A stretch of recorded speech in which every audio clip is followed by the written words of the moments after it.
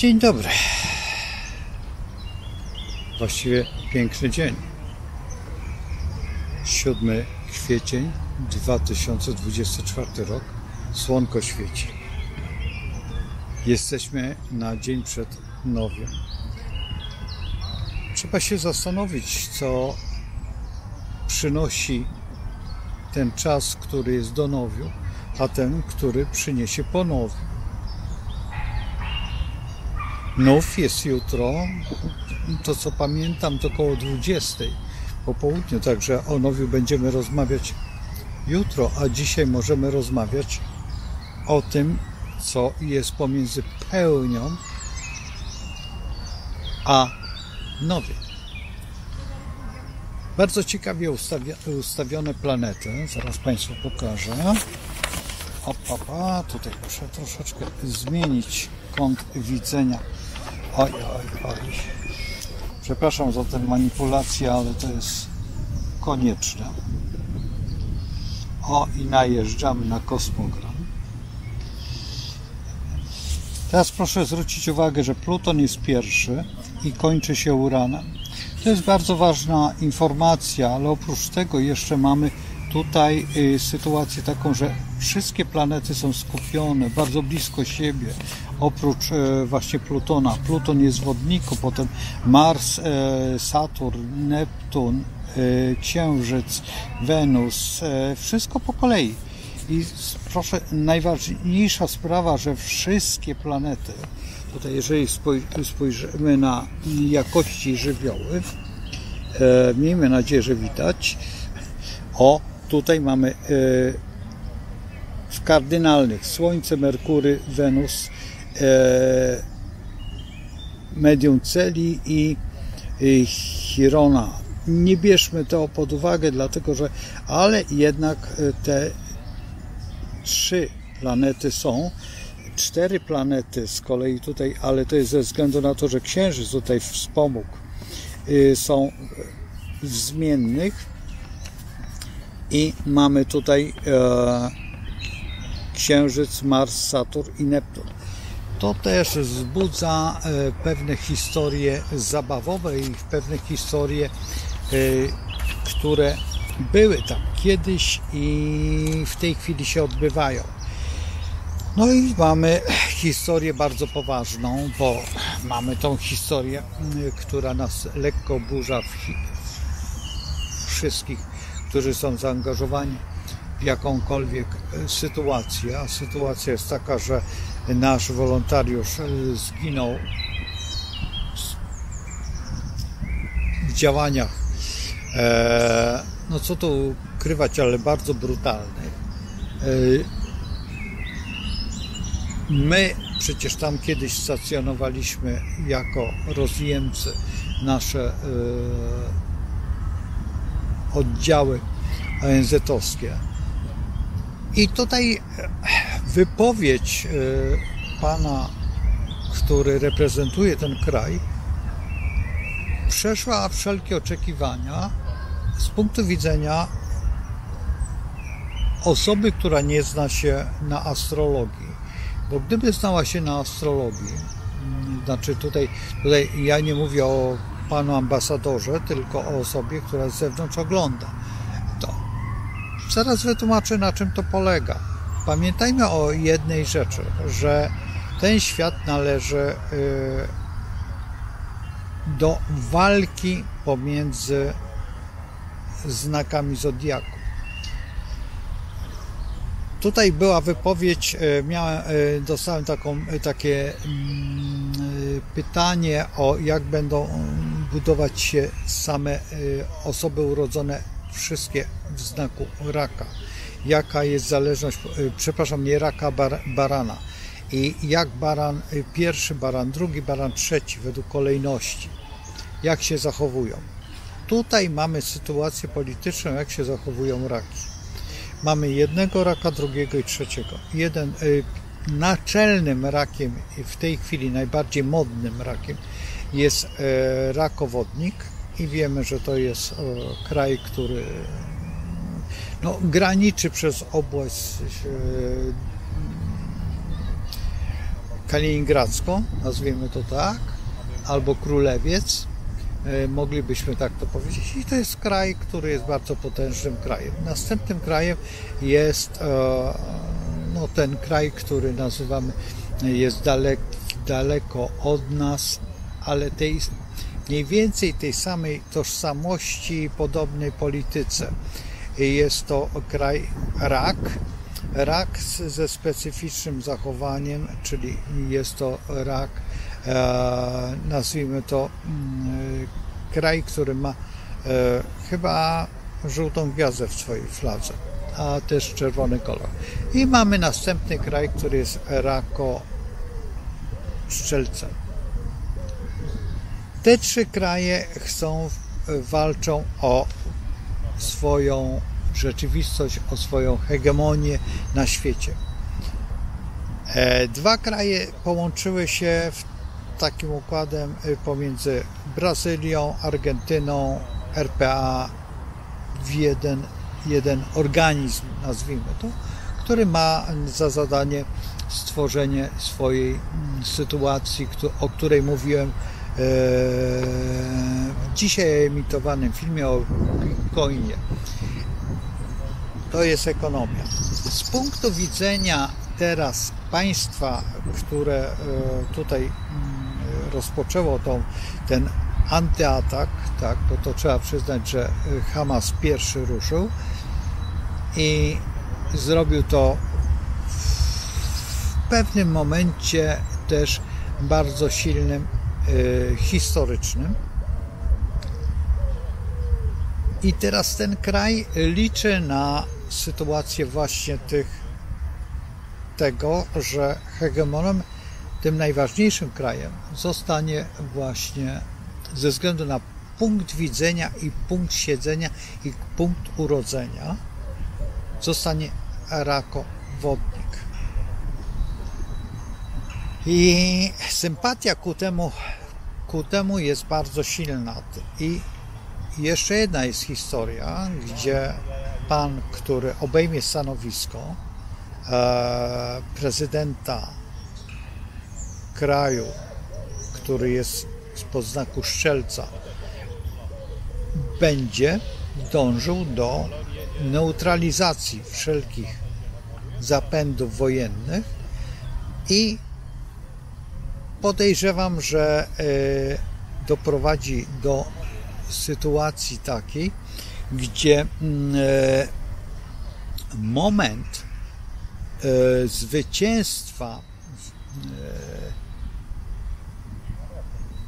obejmie właśnie to państwo, czyli negocjacji automatycznych, lekkiego szantażu politycznego, czy jeszcze jakiejś innej formy, która będzie musiała doprowadzić do, nazwijmy to, spokoju w tym obszarze na całej ziemi, ponieważ biznes, mimo to, że najbardziej pamiętamy Wokulskiego, na czym zrobił pieniądze w literaturze, ale także trzeba przyznać, że lepsze pieniądze robi się na hegemonii i na tak zwanej autorytecie międzynarodowym, a nie może dopuścić do autorytetu tego związku krajów, ponieważ tam Stanów Zjednoczonych nie ma, a obszarowo i ekonomicznie jest to bardzo silny układ, który może zagrozić perspektywie. Perspektywa wyjęcia jakichkolwiek patentów z kraju Raka i odjęcia wyjęcia pod przymusem przypuśćmy korporacji, które produkują w tym kraju, automatycznie ten kraj zubożeje do stanu właściwie krajów, które się przyłączyły, tak jak Brazylia czy Argentyna. Mimo to, że Argentyna kiedyś za czasów no co tu ukrywać, ale sanacji. Dlatego używam tych słów, żebyście mogli historycznie obejrzeć. Dlatego pan Petersburski wyjechał tam i stworzył taki utwór Tango Milonga. Bo to był kraj właściwie najbogatszy na świecie. I on doprowadził do pewnej takiej historii, która ta historia stworzyła ogromny aplauz, jednocześnie zniszczenie tego kraju przez tutaj działania, które są dzisiaj kontynuowane, no chociażby w Watykanie. I historia ta jakby kołem się zatacza i rozwiązanie tego wszystkiego jest w gruncie rzeczy właśnie w tych trzech znakach, znaczy w tym znaku raka. Teraz, idąc dalej, jeżeli pan, który zostanie prezydentem, uspokoi to wszystko, to najsilniejszym działaniem opozycji tego specyficznego parlamentu, który zbiera się raz w roku na Wawelu, będzie w tym kierunku, że jak to się mówi, spokojne ciele z dwóch, wiecie o co chodzi, źródeł czerpie zysk.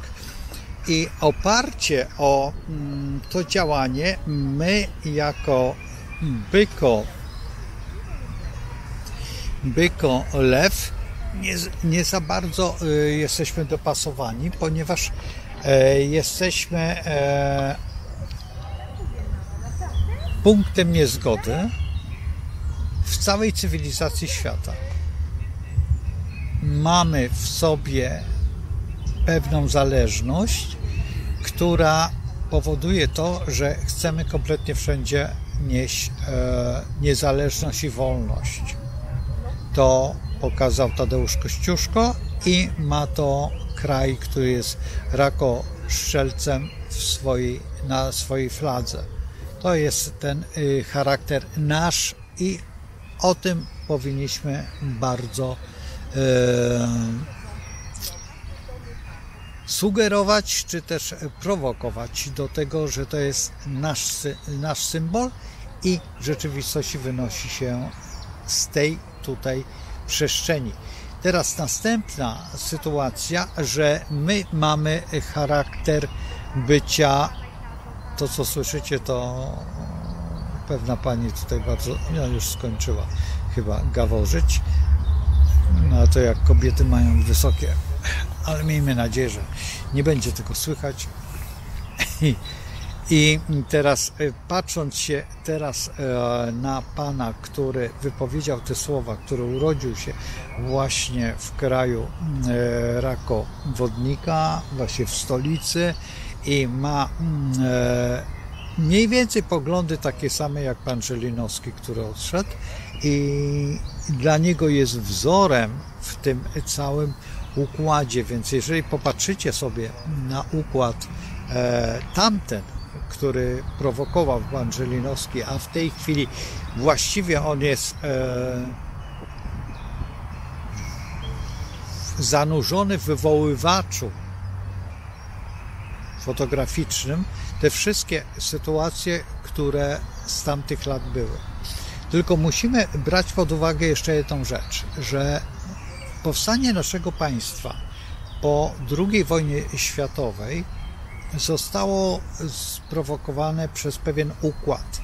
Układ, który był układem dosyć problematycznym. Problemem był przede wszystkim przez Józefa Stalina pewien nakład finansowy, który został zrealizowany z powodu Krymu, i ten Krym został przesunięty przez pana, który trepem stukał w mównicę w ONZ-cie. Także przywódca tamtego kraju spod rakowodnika i zrobię te pauzy specjalnie, żeby Państwo zaczęli po prostu funkcjonować. Myślenie, bo jest to dosyć trudne, a ja też muszę się skupić na tym, żeby tutaj YouTube miał więcej problemów jak czegokolwiek, a bardzo lubię te problemy intelektualne, to jest tak zwane synonimy, tak, nazwijmy to tak, w tej formie. I idąc do zlikwidowania sobie, przeniesienia, powiedzmy, że pewnych wartości finansowych.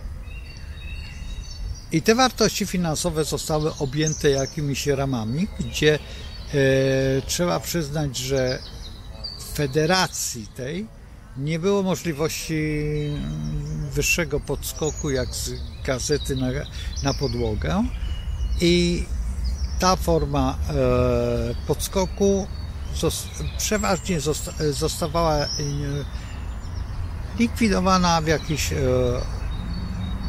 przyzwoitych miejscach wypoczynkowych na Kamczatce, czy na Czukotce, czy jeszcze tam gdzieś, gdzie były bardzo sprzyjające warunki kulturowe. Z tym miał wielki problem na przykład fiński ośrodek człowieczeństwa na przykład i w tej chwili właśnie Finowie najbardziej reagują na tą sytuację, która jest, a w dodatku kraje skandynawskie mimo to, że są neutralne, przystępują do wspólnego bloku, nazwijmy antywarszawskiego. I Warszawa w tym momencie jako ryby, bo Warszawa jest spod znaku ryby, ofiarą powstań i ofiarą tego, co tutaj kiedyś jeden z Bartów śpiewał, że nie przynoście nam stolicy do Krakowa, no więc a najbardziej poważną stolicą był jednak Koziorożec, czyli ta pierwotna nasza stolica, a właściwie moglibyśmy jeszcze sięgnąć jeszcze dalej i to był ten moment, kiedy byliśmy państwem, które w naszych marzeniach określamy mocarstwem, bo wtedy byliśmy mocarstwem, to trzeba przyznać i mieliśmy tam iluś władców, iluś wcześniej i byliśmy ogólnie, trzeba nawet powiedzieć zupełnie jasno, krajem, który był nazywany mlekiem i miodem, ale także tym krajem, który miał za zadanie biblijne. To my byliśmy tutaj i dzisiaj właściwie tą historię biblijną otwieramy od nowa, bo co tu ukrywać, ale lubimy sobie zmieniać historię i ustawiać tak, jak byśmy chcieli, uczymy tej historii, ale historia jest nauką sztywną i możemy posłuchać pana, który jest Syryjczykiem i opowie nam o naszej historii w rzeczywistości, więc o języku aramejskim, o piśmie aramejskim, o historii pewnego człowieka, który właśnie się urodził właśnie w tym miejscu. I to wszystko, co się dzieje, trzeba rozgraniczyć, że właśnie jesteśmy przed tym słynnym, najwspanialszym nowiem Słońca z Księżycem w Baranie, a jednak pod wpływem Urana i to wszystko daje nam zupełnie inną perspektywę myślenia i czyszczenia jakby historycznego, który powoduje Neptun. Musimy poczekać chwilę. Można powiedzieć, że to grubo. Chodźmy tam na cień. O tam. Dobrze, że poszły sobie w cień. Ale cóż, czasami młodzież jest bezkrytyczna, bo jest tylko, no to są taka dziewczynka z pieskiem. Ten piesek bardzo miły jest, ale on się urodził taki bez ogonka. Kiedyś żeśmy rozmawiali. Ja dzisiaj jestem bez pieska i piesek pojechał sobie, powiedzmy, że na wakacje. I bardzo dobrze, bo kilka dni będzie w spokoju pieska i piesek wypocznie, a właściwie nabierze kondycji. O, tak to trzeba brać pod uwagę. I teraz macie wyjaśnione pewne historie, które te historie są bardzo zakamuflowane, bardzo dziwne. Ja te historie będziemy rozmawiać. Akurat pokazałem tą książkę Państwu, która mówiła o przyjściu tych trzech władców do trzech mędrców, władców wiedzy. O, powiedzmy, że w ten sposób do dziecka i złożyli dary. I teraz to wszystko zamyka się tutaj wokół pewnego cyklu, który jest epoką wodnika, która właśnie tą epokę wodnika chcą zawładnąć inni i ta epoka wodnika chce być transformowana w pewnej historii, w pewnej nowej rzeczywistości, nowym świecie, który jest trudno, ale lekko przerażający pod wpływem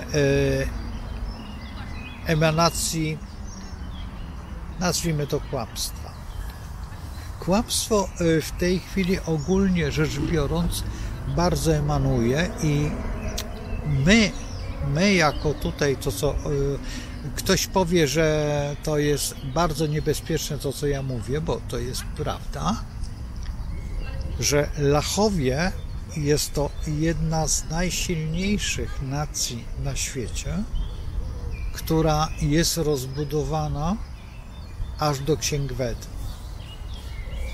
I jeżeli spojrzymy na Księgi Wedy poprzez prawidłowe zagospodarowanie myśli i uporządkowanie prawideł przyrody, to wówczas nie będzie tego, co dzisiaj mamy, tą degeneroładę historii i to, że nagle istnieją jakieś bucie i że jesteśmy pod wrażeniem jakiejś nowej, zielonej kultury, czy powiedzmy niebieskiego wpływu, który nagle z koloru bardzo jaskrawego przeszedł w kolor, znaczy tutaj strażackiego koloru, tak można było powiedzieć, został ugaszony i nagle błękit stał się wzorem czy niepodległości, czy też kolorem wodnika, bo to jest kolor wodnika akurat, właściwie nie błękit, co taki delikatny, jest to jednak błękit, który pochodzi od Merkurego. Zwróćcie uwagę, że są tutaj takie grupy etniczne, które ubierają chłopca na różowo, a dziewczynki na niebiesko, a druga grupa etniczna ubiera odwrotnie i kolor różowy stał się kolorem nie męskim, a żeńskim. Można by powiedzieć, że to jest przez królową i order podwiązki. Można by było powiedzieć, że tutaj ten moment zaważył. Francuski oczywiście. A teraz, jeżeli patrzymy na punkt widzenia świadomości tej rzeczywistej, to powinniśmy dotknąć realizacji planu, który właśnie jest wodnikiem i w oparciu o krzyk Merkurego i wrzask tych mediów, które wspomagają właśnie, zaczyna to brać ten kolor niebieski, a to nie jest niebieski, to jest taki nikły błękit, taki nawet nie koszulowy, nawet jeszcze jaśniejszy, taka biel jak ktoś był w niebieskich źródłach, to będzie wiedział, o co chodzi. Czy one są niebieskie, czy one są takie bardzo delikatne, takie wręcz aż szafirowe, takie w kolorze przezroczystego nieba, takiego, ale o zabarwieniu nie białym, a właśnie wchodzącym w to niesamowite, tej czystej, nieskazitelnej. Zresztą diamenty też są takie wysoko cenione, właśnie nie te żółte, nie te czysto białe, tylko właśnie o takim zabarwieniu takiego lekkiego, i właśnie to jest ta kolorystyka wolności, niezależności, także ten odkrycie błękitnego lasera, który jest wynikiem naszej wiedzy. To jest tutaj wynikiem tej szkoły lwowskiej matematycznej, to jest też tej enigmy, to także jest współczesnego tego grafenu, który wyjechała ta dziewczyna do Hiszpanii z tą swoją fabryką, i także znalezieniem tego punktu przez Polkę, przez genetykę myślenia, że wpływ mórz, a właściwie oceanów, kierunku zależy od planet. To jest właśnie najbardziej charakterystyczna rzecz dla nas, że w gruncie rzeczy budujemy największe możliwości myślenia i funkcjonowania. I o co mnie chodzi? Chodzi mnie o to, że w tej rozgrywce największą rolę bierze w tej chwili właśnie ten nasz kraj Lachów i wszystkie kraje, które są połączone z księgami Wed. Proszę zwrócić uwagę na to, tak jakbyśmy przejrzeli, gdzie one są używane, gdzie one są funkcję naczelną wiodą, a gdzie zostały upośledzone i upośledzony został nasz system, powiedzmy, że myślenia, ale także i wolności. I my genetycznie ciągniemy ku właśnie tym wartościom, które są wartościami nieocenionymi, mało tego, niszczonymi. I wracam do tego punktu właśnie powstania państwa polskiego, gdzie został właściwie wypędzony naród przez pana Stalina, i on chciał tutaj modyfikować naszą rzeczywistość do tej pory. I właśnie tutaj ta rzeczywistość została ujawniona w tym momencie właśnie wypowiedzi pana ambasadora. I na tym będę kończył, ponieważ ten wywód powinien wam otworzyć pewne działania, bo jeżeli chcecie, to możecie przejrzeć wszystkie życiorysy, które były wtedy ku wyższości na piedestałach, i zobaczyć, jakie są powiązania, które te powiązania były najbardziej związane właśnie z człowiekiem, którego sobie z tamtych lat najbardziej cenimy, panem Gomułką, i tą historią, którą, jeżeli się nie mylę, to wtedy by trzeba było przejrzeć historię, ale pytanie, słuchaj, ale jeszcze nasze żony zostały, a nie zostały. No i właśnie to jest ten problem. Z tym problemem zostawiam Państwa w świadomości Waszej i w rozgrywce intelektualnej, bo jednak co tu ukrywać, ale tutaj musicie rozgrywać globalnie, a nie socjalnie. To, co Wam wciska pan Leszek Miller do głowy, który ma bardzo no, prozaiczne nazwisko jednej i drugiej nacji. I właśnie to jest tutaj ostatni bastion realizacji planów wolności i niepodległości właśnie wodnikowatej. Ja puszczę jednak ten film, przepraszam, ale po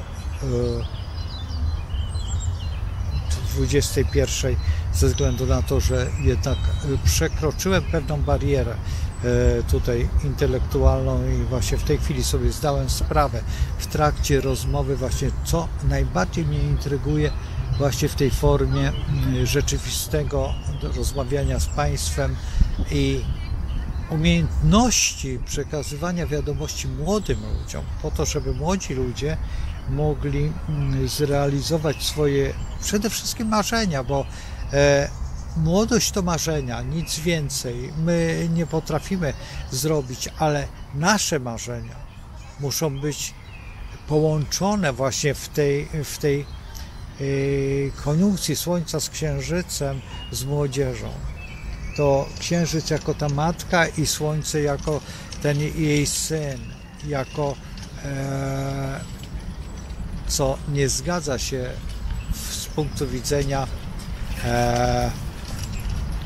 astronomii, ponieważ Księżyc jest raczej młodszą historią niż, ale może się okazać tak, że został zbudowany po to, żebyśmy mogli przeżyć ten moment pragnień i nastrojów, którym on jest reprezentantem.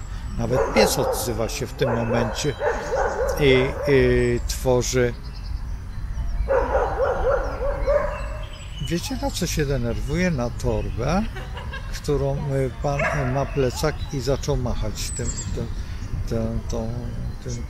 plecakiem, ponieważ córka jeździ na łyżworolkach i on, idąc sobie, macha tym plecakiem i piesek się zdenerwował.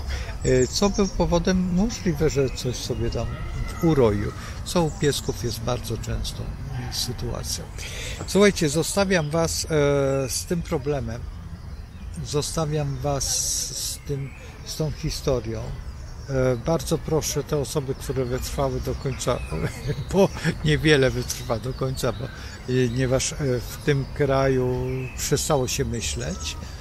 Napiszcie kilka słów, to będzie mi bardzo miło, bo przynajmniej będę wiedział, że to oglądacie do końca. Dlatego Was proszę tutaj na samym końcu. Postawcie te łapki, ponieważ to pozwoli na większą ilość obejrzenia. W dodatku w tej trudnej sytuacji, w której jesteśmy, intelektualnej, psychicznej, każdej właściwie, jest wyzwoleniem wolność słowa i umiejętności, gdzie wolność słowa już zaczyna być pod pręgierzem buta i to takiego buta naprawdę bardzo niebezpiecznego, bo ja spotkałem się z tym właśnie tutaj na ulicy, że no zresztą wspominałem w poprzednim filmie, w poprzednich filmach o Włodzimierzu Iliczu i Józefie właściwie co ja mówię, Stalinie, Piłsudskim. O Piłsudskim już zaczynam też lekko mącić, ale specjalnie chyba, tak, bo to podświadomość jest chyba ważniejsza. Tutaj pan idzie, a nie, to nie jest Rottweiler, to jest, nie wiem co za rasa. Bardzo podobny do Rottweilera, ale taki może skundlony Rottweiler. I właśnie w tym momencie proszę Was o te, jak możecie subskrybować, to będzie bardzo mi miło, a lada moment będą filmy tylko dla subskrybentów, te, które są poważniejsze, tak jak ten, tutaj już oznaczam, ale w momencie, kiedy powstanie offsetka, ze względu na to, że zależy mi już na ilości subskrybentów, a nie na ilości oglądań, zresztą tak jak wszyscy, bo tutaj następuje monetyzacja tego filmu. i finansowego jakiegoś zadośćuczynienia, które zadośćuczynienie buduje mnie lepszy sprzęt, lepszy ten, a tak widzicie, no czasami ten sprzęt zaczyna już zawodzić po iluś latach, także trzeba będzie go odnowić i to jest największym moim marzeniem, bo studio to jest co innego, a sprzęt taki, gdzie mogę wyjść na zewnątrz, też jest co innego, a dzisiaj już są te możliwości właściwie realne. Wszystko jest realne. W tej chwili już właściwie wolność interpretacji tej wideo jest doskonała. No, trzeba przyznać, że już dochodzimy do takiego punktu, że nie musimy oglądać na telewizorze kwadracików, które się przesuwają i jak w lewo to krzyczymy nie, a jak w prawo to krzyczymy tak. Kiedyś słuchałem takiej wypowiedzi, jak w Mongolii się ogląda mecze i taki człowiek, który przyjechał właśnie z Europy, pytał się, dlaczego oni krzyczą, a on mówi, że oni oglądają mecze, a on mówi, przecież tu nie ma żadnych ludzi ani nic. Mówi, ludzi nie ma i nic nie dochodzi, ale te kwadraciki, wiemy, że te kwadraciki z tej strony to są nasi zawodnicy, a z tamtej są przeciwnicy. I stąd te kwadraciki, jak się poruszały, to była telewizja autentyczna, ale dochodził taki sygnał. Więc już jesteśmy dużo dalej, niż by nam się wydawało. To była telewizja mongolska i opowiadanie o pobycie w jurcie. Także nie chciałbym, żebyśmy zostali w namiocie, ponieważ nie jesteśmy koczownikami. Do zobaczenia. I przede wszystkim, no co tu ukrywać, z tym niestosownym w tym momencie słowem, ale życzę Państwu